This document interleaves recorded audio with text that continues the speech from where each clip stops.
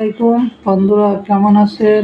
2025 সালে সকলের জন্যে একটি অনুরোধ হলো, আমরা সকলে যেন প্রতিদিন কম বেশি ভালো কাজ করতে পারি এবং একে অপরকে সাহায্য করতে পারি এবং গরিব যারা আছে তাদেরকে কিছু সাহায্য করতে পারি।